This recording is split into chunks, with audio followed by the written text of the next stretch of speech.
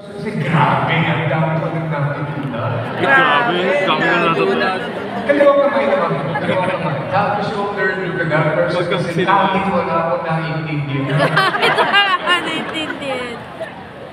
So, I'd like you now to discover the potential of your career with this company. There will always be two kinds of people, and I've been in this business for so long.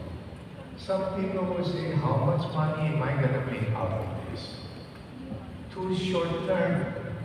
And that's the reason why when somebody offers a little higher incentive, they give right away. And then over the length of time, they ended up with nothing. Other people naman look at this profession and say, this, number one, this is a noble profession. Number two, we are offering products for the protection of the families that offer the security. Number three, I'm not just going to be selling here. I'm going to build this into a business. Kita ko na eh. When your company started, I was studying Henry carefully. You know, his focus was not only to sign the policy. His focus is on how do I build this business. And so, opening up agencies, right? And now it's the daughters running the business. So, kailangan ko eh. Other companies cannot penetrate through it. Is that true? See? Ang dami kong manifesto. Hindi makapasok eh. That is because of the vision of somebody who started like where you are, and has the vision of building it as a business. As I said, when you're doing business now, there's no one to blame. You don't have to be afraid that one day your HR is going to call you to the office and say, sorry, AI has replaced you. You don't have to have that worry. But you do have a bigger responsibility now to run your business. Now, if you decide, now I want to be a business person, I'll elevate your mindset into something deeper. I don't want you to just be a business person. I want you to become an entrepreneur. What are the differences? Let me give you the difference. Between a businessman and an entrepreneur, the businessman is there up to make a profit. But an entrepreneur is to fulfill and satisfy a need. Iba yun. Next, a businessman is extremely profit-oriented. Kate, I hope you can show the slide so that they can follow, right? You don't have to. Next, an entrepreneur is extremely service-oriented. As a matter of fact, every single business now should be service-oriented. Are you kidding me? Next, businessman is self-reliant.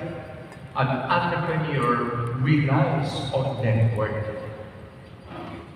Next, a businessman is competitive, but an entrepreneur is collaborative. I am now doing a lot of training in the area of mindset. On April 8th, I run a whole day leadership program for growth and development. And my central piece is to change the mind into developing a both and rather than either or mindset. Old style of thinking is either I win and you lose. Both and is why don't we win together? Either or thinking now is saying either I work full-time in a company or I go full-time with True Life. Both ends says, I can do both. That kind of mindset can open up opportunity for us. The either-or mindset is restrictive.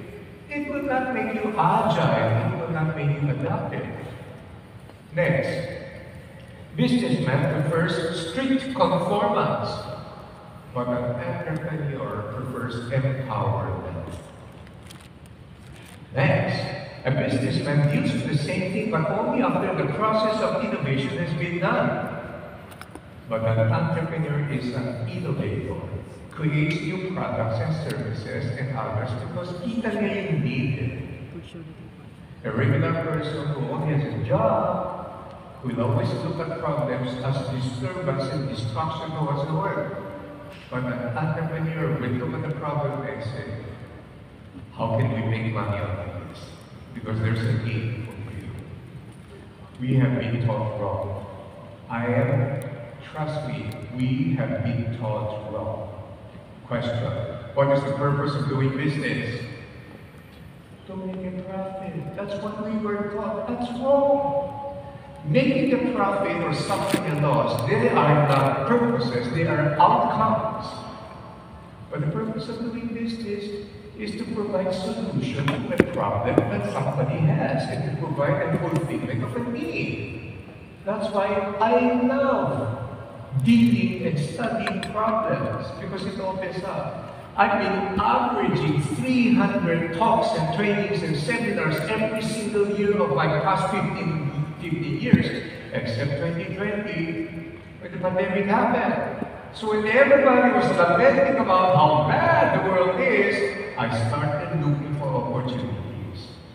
2021, when we were still locked down, it was the height of my career. I finished the year with 326 webinars because I was prepared for it. And I can manage to take a nap in between clients. Then my daughter will be busy. Dad, busy ka na, next client. Hi there. Because I was prepared. Let me give you one philosophical truth. If you don't know what the future will be, you position. But if you know, signs are popping up where future will be. You don't position anymore because you have that, you prepare. Not knowing the future, you position. But then, when things begin to come true, you prepare and then you take your position. You're always ahead of the curve. Are you with me? Yes. Eh, nakita ko yung need. You know why I saw the need? All the speakers were in panic mode. They started converting what they need in person into Zoom. So, and they offer free webinars. Remember those days? My boss says, Dad, that's what we will never do. If you have something of value, you don't give it away. And so I looked at the speakers and they were having a hard time. We will have our icebreaker. Zoom yan ha, Zoom. Pagka-icebreaker po tayo, at pagkatapos there are 3 dots on the upper right corner. Ako sabi ko, pag ginawa mo yan, taga-autocard na yan. Wala na pong giginig, by the way. How many of you still do regular Zoom? You do, di ba? Iba talaga yung in-person is a Zoom. One businessman said, when you were doing Zoom, it's like talking to the dead. Are you there? Can you hear me? Para ka nagsisayang. Next. A businessman is preoccupied with the profit factor, but an entrepreneur is driven by strong and higher motivation to excel. Baby. Next, a businessman looks for quick return in profit, but then the entrepreneur is engaged in long-term profit in the long term. So ano mas maganda, businessman or entrepreneur? Pati yun, hindi nga alam ng ibang businessman eh. Now, the purpose of doing business is to solve problems and to meet needs. What drives winners? Daniel Pink na nagsabi, tatlong bagay po ang nag-motivate sa mga panahon sa buhay. Number 1, mastery. Lalo kang gumagaling din sa ginagawa mo. Number 2, autonomy. Hindi lagi may nakatutok sa iyo, itong gawin mo, itong gawin mo, itong gawin mo. Meron kang freedom of creative expression. And guess what number 3 is? A sense of purpose. Yung ginagawa mo, may meaning eh. There's a purpose behind what you do. Are we still good? Yes. So, yan. Ano nangyari? Una, pinakita ko muna sa inyo yung macro view ng mundo nangyayari. Number 2, zeroing on the evolution of technology. Pagkatapos, pinakita ko na po sa inyo yung changing consumer behavior and so forth and so on. Now, I'm going to talk about you. Is that okay? How do you behave and connect with the disciplines of successful entrepreneurship? Are you interested? Yes. May dagdag na nga yan po.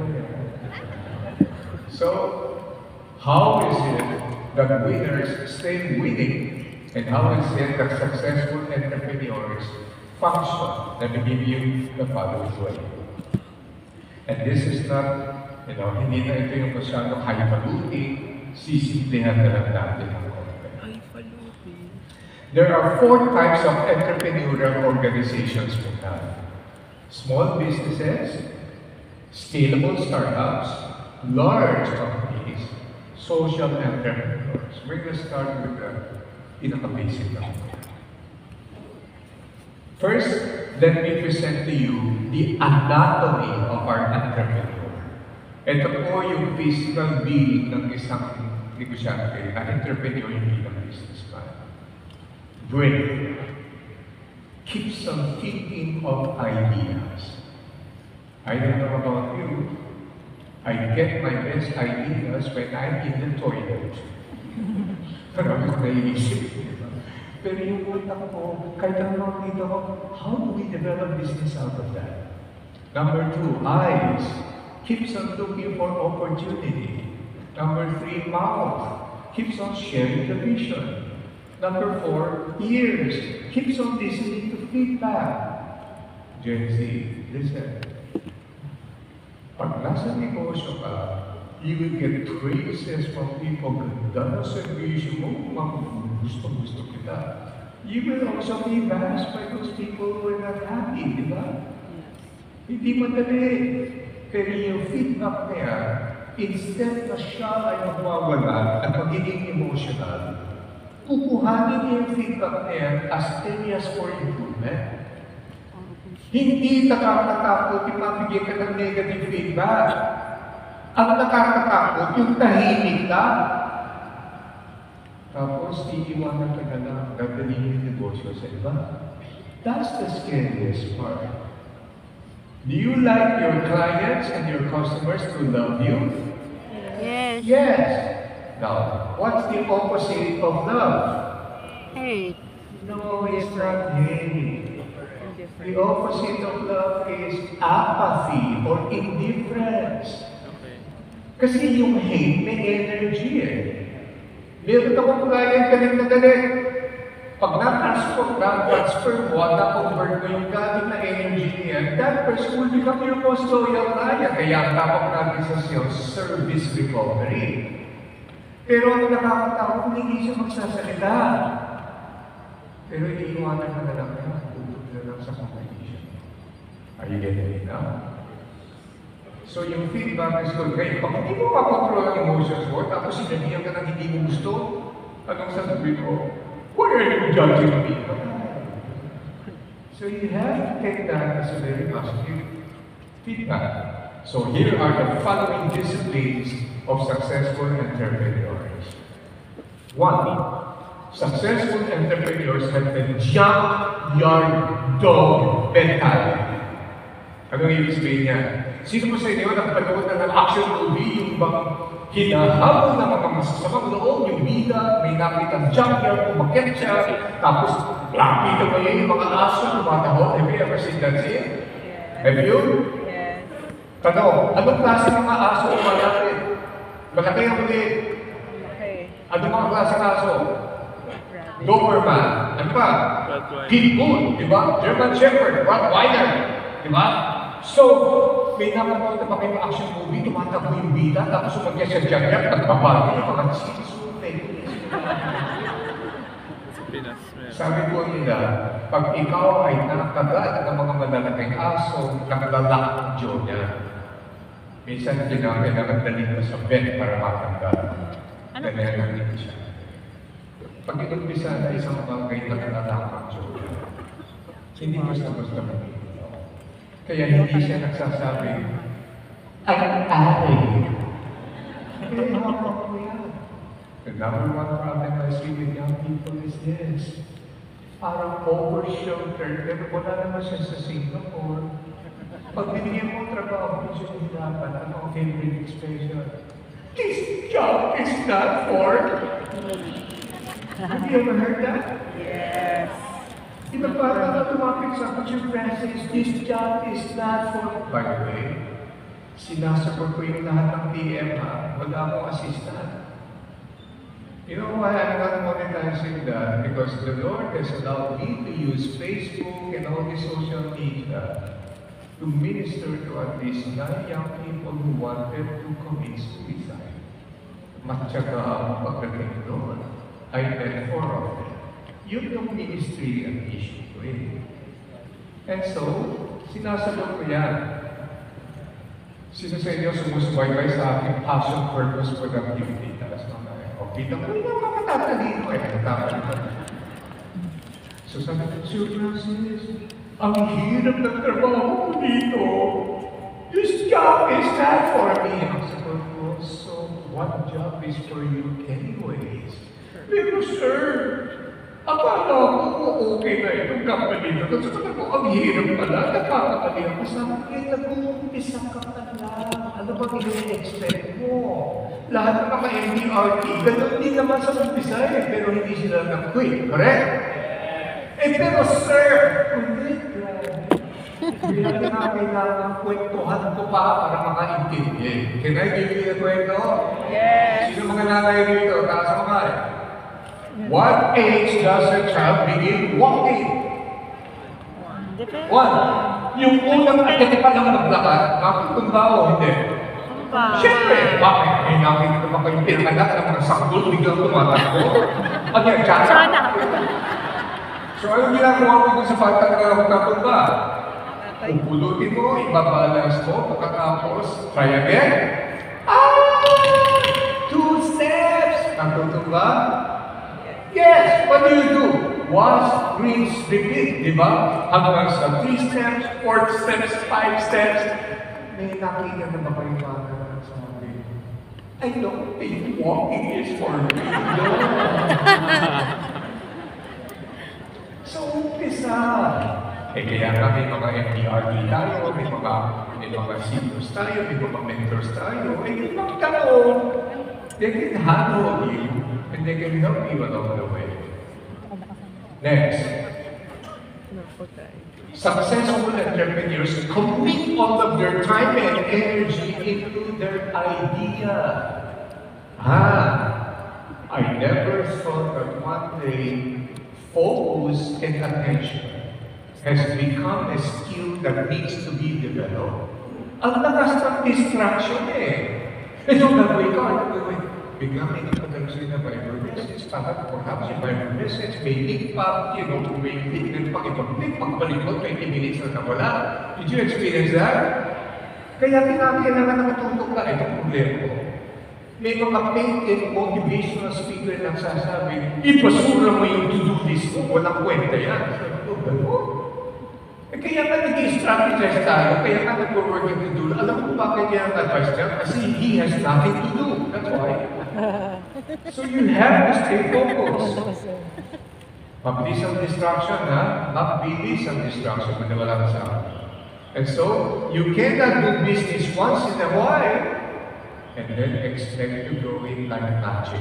No such thing. Tutok ka talaga. Nakatulog. Pero merong full-time employee pa naman ako eh. Develop the both end. Trade-off ang usapan yan. So while you're working now full-time, you now have another avenue of spending time doing this business and then trying it out, isn't it?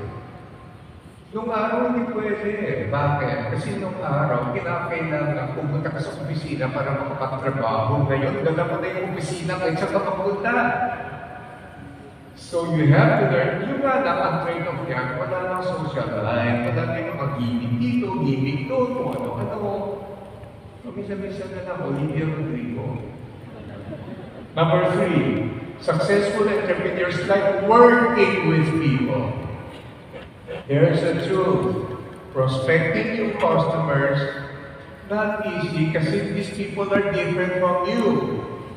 Gustong-gusto natin na tayo ay nasa company ng mga tao. Kilala natin bakit. We're comfortable eh. Kasi ang problema ko dyan, if you always deal with the people you're comfortable with, you think the same thoughts, you say the same speech, you laugh at the same jokes, wala kang growth. Maganda yung talaga. Yung mga anak ko lahat nagkakabi sa akin. Yung bata pa, look at me, listen to me. I know that when I die, if it's time for the Lord to get me, I'm happy and I'm ready. But once I depart from this planet, I cannot pass on my business to my children. Right? The only thing I can pass on to them is their sense of entrepreneurship. And this is why my son now develops that. Anybody lives in Quezon City? If you're in Quezon City, BF, or kaya somewhere in the south, you probably have tried this restaurant for many years in Maginhawa Street.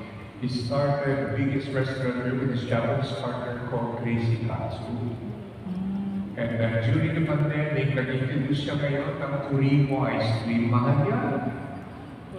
And then, ito na yung latest top 50 restaurant na pinukwento ko. Yung Now Now, which is in collaboration with Kadado. Yung Turimo ice cream na ko.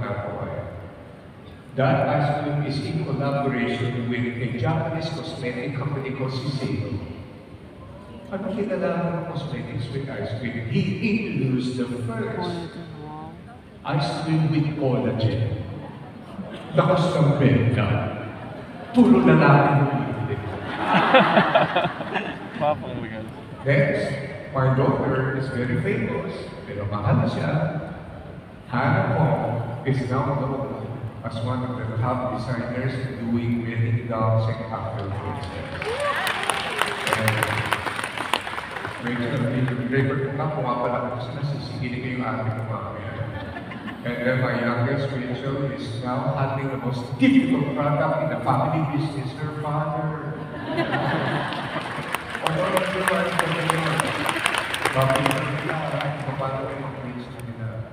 Sabi ko sa kanila, tanong bakit importante para umasense yan? Number one, they should have people skills.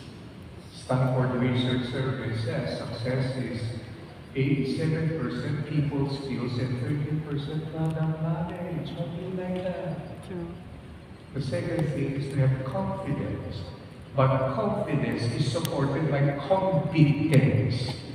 Kasi kung may confidence ka, wala ka namang confidence, arrogante ka, tsaka nagyayabang ka. Pagkatapos kung magturo, may lumapit sa akin, nagdadadad pa naman ang matalino. Sabi ko, Sir Francis, I just don't like people. What should I do? Ang sagot ko, get another life. Do you want me to recommend you to St. Peter's Chapel? Wala ka naman sumasagot. You have to get used to learning how to deal with different people because it's a growing process, it's a learning process. Ang sarap na eh. This might surprise you. I am an introvert. How many of you are introverts? Pero kinorek ako ng isang estudyante, Francis, you're not an introvert. You are a functioning introvert. Alam mo naman, sa larangan ng sales, ang paniniwala nila yung extrovert na magaling sa pera. Research after research after research has already shown na ang magaling pala dyan yung mga introverts. Bakit? Two words, they follow through. The difference between an introvert and an extrovert is not shyness. It is energy. Bakit? Sinong introvert? Kasi yung introvert, malalim mag-isip. Bago siya magsalita, bago siya magtrabaho, iisipin niya muna yan. Di ba? Eh, can you imagine kung lima kausap mo, pag-iisipan mo yung lima na yan, mabilis kang mabago. Yung extrovert, hindi nag-iisip yan.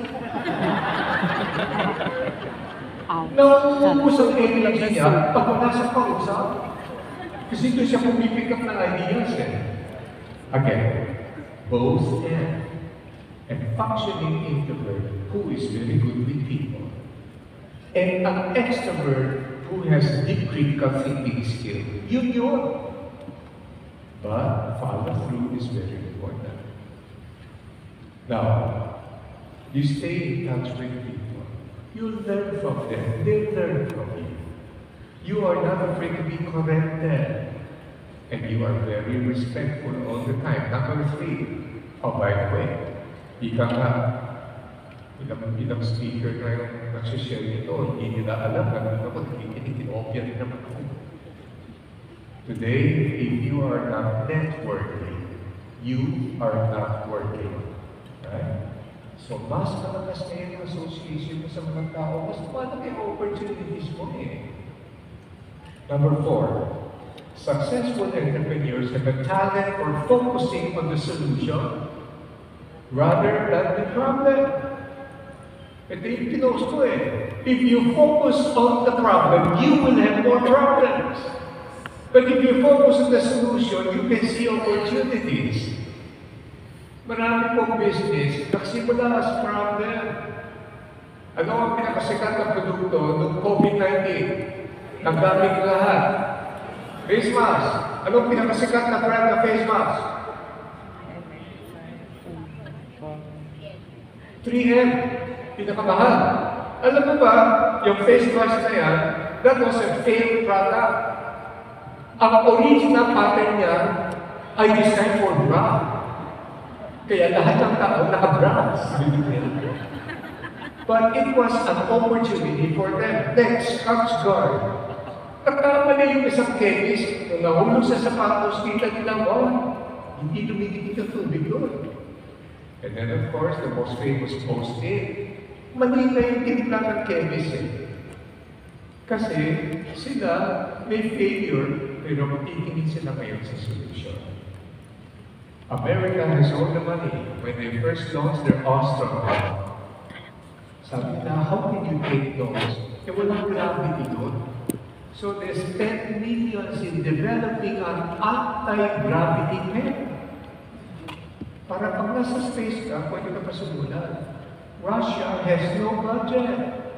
They focus on the solution. What did they do? Lapis ang ginamit nila. Tapos. 5. Successful entrepreneurs have that nasty and lonely feeling like they're never satisfied with their last success and are itching to try something new all the time. Sa totoo lang, you and I are like the rock stars and the divas. We are only as good as our last hit. So, ang successful entrepreneur, hindi mapalagayan. Ang laging tanong niya, what's next? Ang problema ko doon sa mga bata na nasa upclass industry, kumita lang ng konti, meron na silang Lamborghini, meron na silang mga sports car, umiyabak na. Eh yung magaling, hindi nagyayabaan eh. Pag-iisip sila, ano pa ako gagawa ko para makita? Nasa Dubai ako. Tinawag ko naman kaibigan ko doon. Kasi ako wala ng speaking device. Pakinggan mo siya, pakinggan mo siya. Sabi ko, hero namin yan. Pinoy ko eh, speaker. Sabi ko, bakit hero yan? Siya na ang unang Pinoy na nakabili ng Ferrari. Sabi ko, so, dapat kilalang billionaire. Kung big puro Ferrari, hindi naman nagyayabang eh. Sabi ko, anong practicality niya? Gusto din namin ko produce ng Ferrari. Talaga. Gagawin ko sa ESA. Pagyan mo.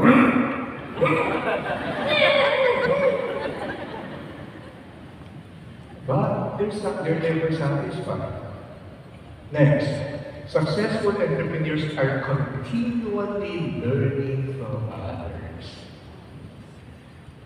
Sa tagal ko sa training, ngayon lang, ako naka-experience na galing sa Gen Z, saka younger millennials. Ito ang lagi nilang sinasabi. Grabe, ang dami kong learnings nung araw na. It seems like kung kailan marami na yung information, pagkaling mo sila eh, alam nila kung ano yung tunay na substance na pwede nilang pag-aralan. Kaya, they're hungry for learning. And I'm telling you, in your company, you have the senior members here who are also hungry to share their ideas, di ba? So ano kailangan gawin? Magtanong. Hindi nakakahiyang magtanong. Ang nakakahiya, yung hindi mo alam, kunyari alam mo. Ignorance will cost you. So, you should see me in action. Pag nakita ko na yung mga kaipan na yan, yung mga billionaire, kinukulit ko yan. Pag nasa lounge ako na mabuhay sa Philippine Airlines, pag may nakita ko, iiwanan ko yung kapag pupunta ako dyan, kakausapin ko kahit 15 minutes, ang dami ko nakutulog. Kaya huwag kayong matapon, magtanong tayo mag-aaral. Get all the learnings you have. How much more time do I have? Oh, okay. I still have time. Are you still okay? Yes! Ito there are two things I want you to do. Number one, exercise your personal agency. When I say agency, hindi na ito yung recruitment agency, insurance agency, creative agency, recruitment agency. Ang ibig sabihin mo ng agency is your ability to exercise ownership to take control. You have agency, I have agency. We are the victims of circumstances. We make the decision to make things happen. Don't forget, there are three kinds of people in the world. Those who make things happen, those who wait for things to happen, and those who ask, why? What happened? And so, you take personal agency, own your success, own your career, and then convert that into a business. Number two, build your personal currency. Anong ibig sabihin niya? You add value to yourself. The more you study, the more you improve, the more valuable you become. Can I give you a little bit of my personal story? Sumikat ako sa garments, pero yung unang trabaho ko, hindi na mag-glamorous eh. Ang unang trabaho ko sa garments, tagabihis ako ng mannequin sa show window. Kaya nga, inaalas ako ni Rubina Mukungwe. Sabi niya, I remember the time when you were helping me and my mom fix our showcase in our show window in Ermita Robinson. And now I'm sitting down here listening to you. In the first place, sabi ko sa sarili, ano ba yun? Wala namang hatang buhay na nakakaya. Hindi naman nagnanakaw. Second, ayaw kong laging nandiyan ako. Gusto ko umaseris ko. From that time on until now, can you guess how many seminars I was exposed to when I was in that industry? Wala namang investment sa training sa akin eh. Chinese companies do not believe in training nung araw. So the little money that I have, nakabuhos na dito yan. The more you learn, the more value you have. Until such time, within the next 4.5 years, nagsimula ako fixing windows. On the 4th year, I became the general manager of the company. So sasabihin na, ang tali-talino mo, Francis, hindi. Mas marami lang ang labasan kaysa sa'yo. Do you get it? So you learn. You build personal equity and value. Kaya lang, warning. Kung kayo basta mag-aaral kung saan-saan, maraming mga TikTok learning ang lalabo ng tulog. Kaya yung mga nakatulog, ang daming apps, di ba? Galing siya. Kaya ikaw ay mahirap comics sa natin. Akala ko mayaman ito sa sarili. Sabi naman ng isa sa sarili, if you're not happy with your job, quit your job. You don't deserve unhappiness. Sabi naman ng isa, gusto mo kumasenso? Ito, tutulong ka. Magtrabaho ka sa isang company. 2 years na. Resign ka. Lipat kasi ka para taasan sa sarili mo. 2 years na ka. Tanda mo, 2 years. Tapos mag-resign ka. Lipat ka naman sa iba. 2 years na. Yan. Kaya lang ang pag-aasenso. Kasi doon na 6 years na mo ang expertise ko. Mag-apply. Ito naman yung isa. Kumita naman ako. Hindi importante yung pag-aaral. Importante yung discount. Ano pa sa mga diploma o discount? Eh, yung mga bata na hindi nag-iisip at emotional, tatanggapin lahat mo. Gusto ko maging katulad siya. Talaga, use logic. Sana hindi siya magkakaroon ng brain tumor. Pag nagkaroon siya ng brain tumor, magpapakopera mo siya sa isang brain surgeon na walang diploma, pero magaling tumiskarte. Duh! So, here's my next question. May kilala pa kayo, you have to engage in active learning and passive learning. Ano yung active learning? Sino ko sa inyo graduate ng UP? UP, Diliman. Ha? Ito yung oblation. Huwag ka mag-imagine na ako yun. UP, Diliman. Andiyan yung College of, andiyan yung Building of Architecture, andiyan yung Fine Arts, andiyan yung Engineering, andiyan yung Mathematics, andiyan yung Economics, and so on. Ang tawag ko dyan, active learning. Ano yung sabihin? 4 na taon na inukol mo dyan sa isang discipline. Yung iba, nag-bar pa, nag-board. So, 5 years, maybe, active learning. But the world doesn't operate like that today. Lahat ng mga building na yan, interconnected na ngayon. Kaya nga, multiple disciplines ang tawag. So if you study a little bit of each thing, it makes you more creative. You study arts, you learn music, you enter literature, you understand theology, you study philosophy, it makes you a well-rounded person. Kaya wala akong oras sa mga entertainment eh. Ang sarap matuto. Now, let me bring you to another question. Naaalala pa ba, nung nasa high school kayo, meron kayong mga kaklase, wala nang nangyayari kung hindi first honor, periodical, saka every semester. Meron ba gano'n? Have you ever wondered why? We hate them, don't we? We hate them. Eh, bakit ba yan? Siya na naman ang first honor. So, have you ever asked yourself this question, bakit consistent first honor yan? Would you want me to give you the secret?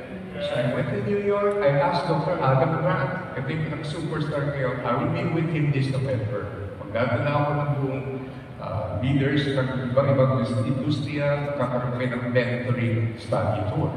Sabi ni Dr. Adam Francis, the reason why they maintain their first honor roll sa campus, it is because of the secret.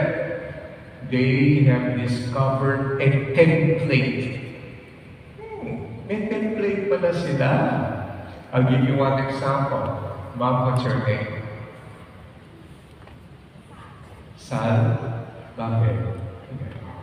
Halimbawa, Sal, were you an honor student before?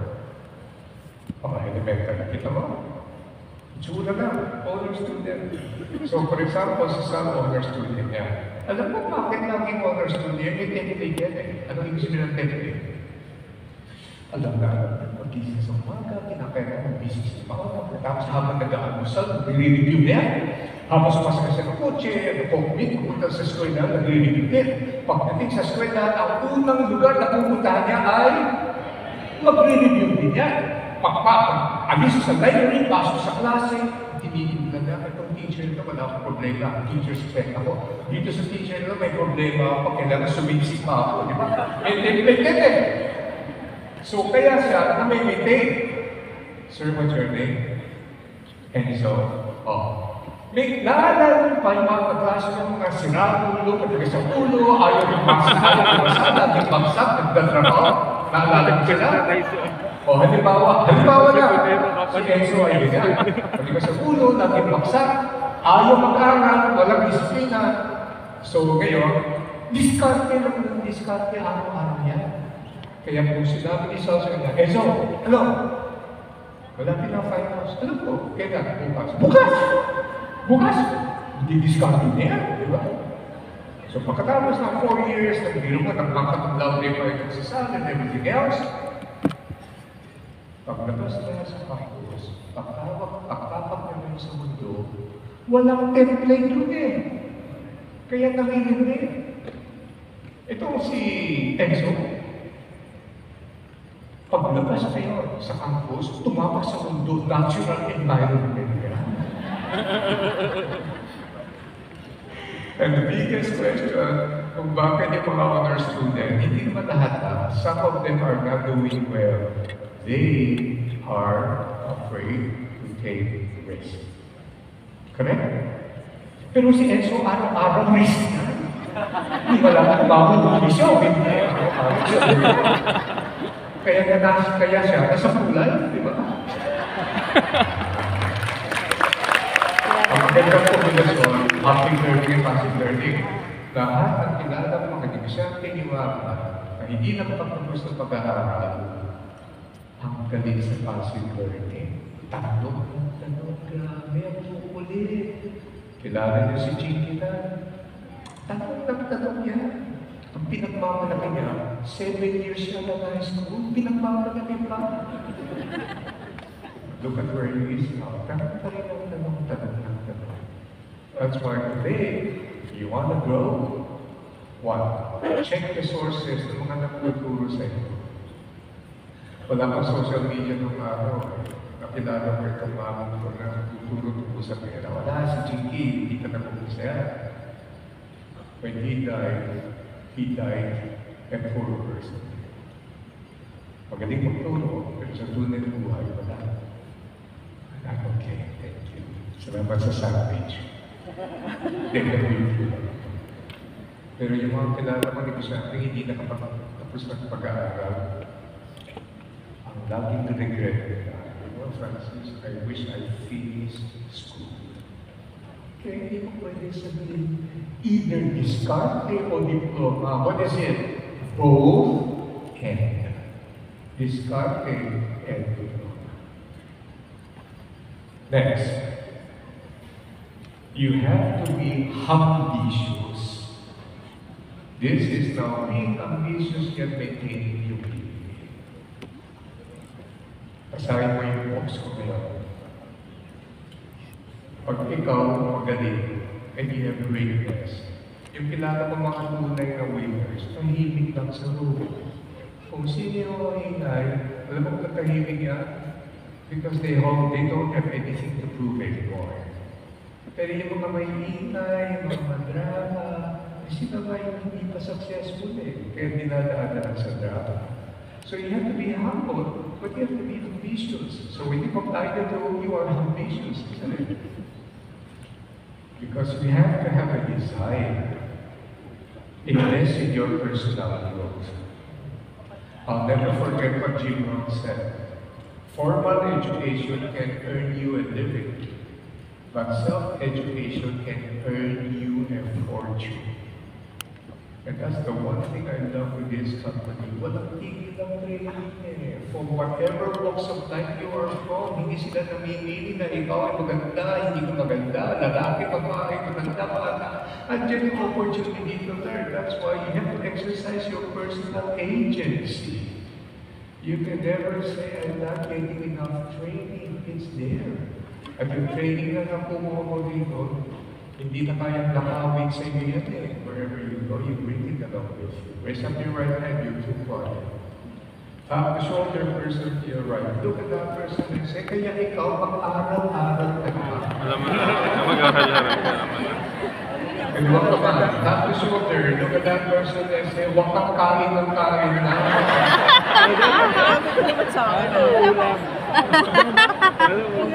Last. Successful entrepreneurs develop their business philosophy. Lakas ng philosophy. Personal philosophy ko, without God, I cannot do it. Personal philosophy, binibigyan naman ng pagkakataon ng Diyos. But when the Lord opens a crack in the door, I barge into that door. And I'll try to learn as much as I can to be excellent in what I do, not for my ego's sake, but for His glory.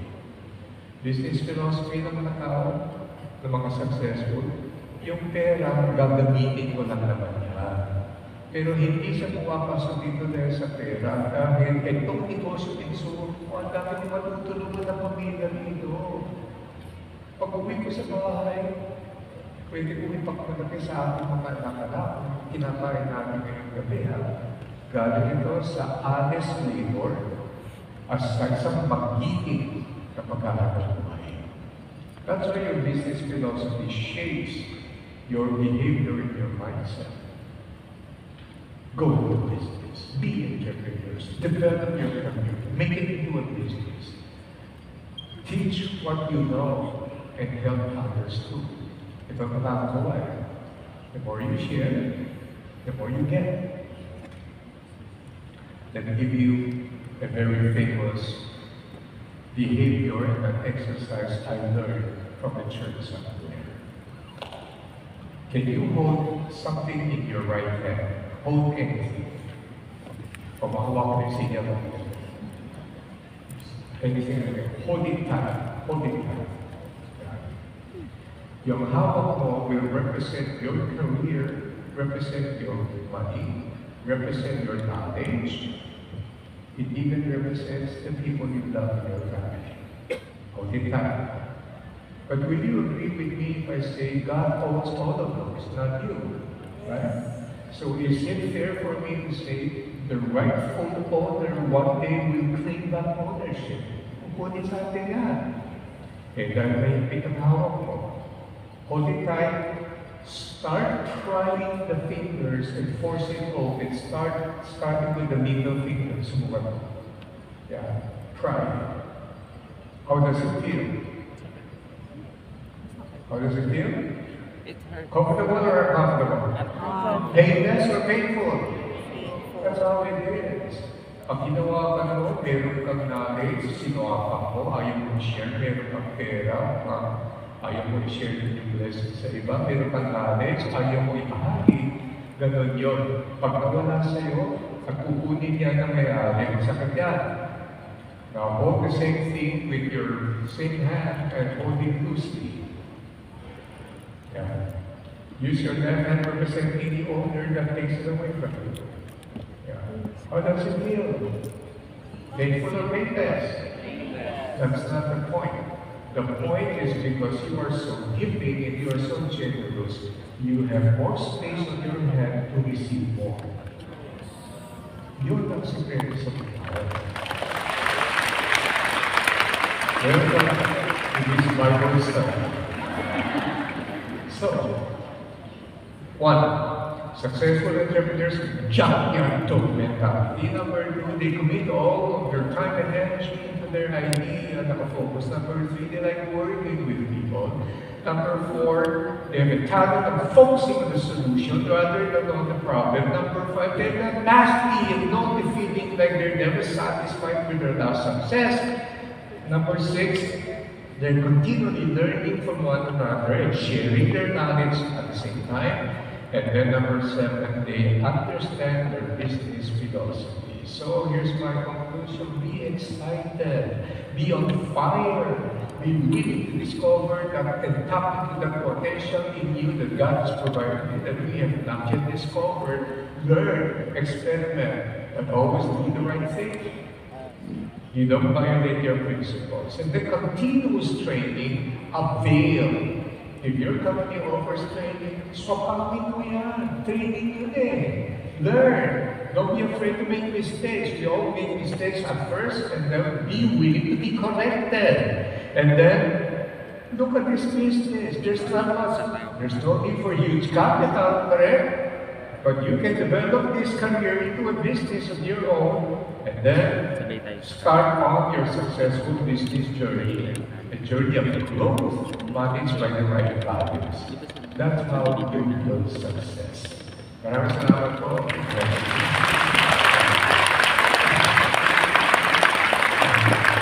A big thank you